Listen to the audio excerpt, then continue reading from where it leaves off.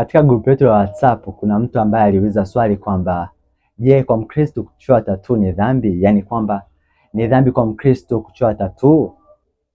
Kwa kadiri ya mafundisho ya Kanisa Katoliki, kujichora tattoo si dhambi moja kwa moja, lakini inaweza kuwa dhambi kulingana na nia, maudhui ya tattoo na mazingira ya mtu anayejichora. Kanisa halijakataza moja kwa moja tattoo, lakini linafundisha misingi ya maadili ya Kikristo ili tuweze kufanya maamuzi yenye busara na ya kumpendeza Mungu.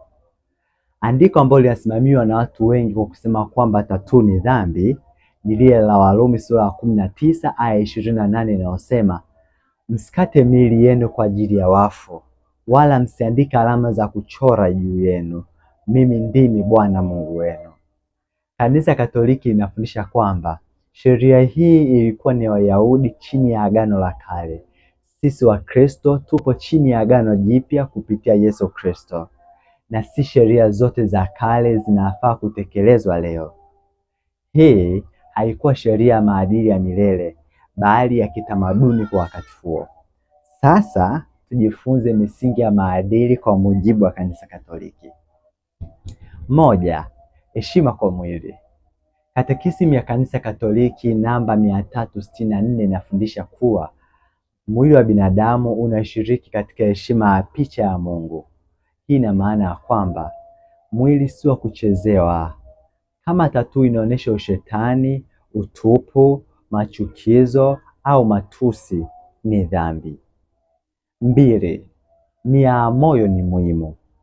Katekisimu kubwa Kanisa Katoliki namba 1752 inafundisha uhalali wa tendo hutegemea lengo, nia na mazingira. Mtu akijichora kumtukuza Mungu, mfano msalaba au jina la Yesu, inaweza kuwa sawa.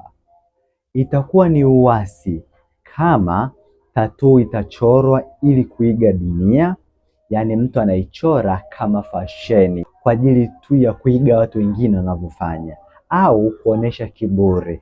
Hiyo ni dhambi. Tatu, kuepuka kutoa sababu ya wengine kutenda dhambi. Katekisimu kubwa wa Kanisa Katoliki namba 2284 inasema kuwa kutoa kikwazo ni tabia au mwenendo unaweza kumfanya mwingine atende dhambi.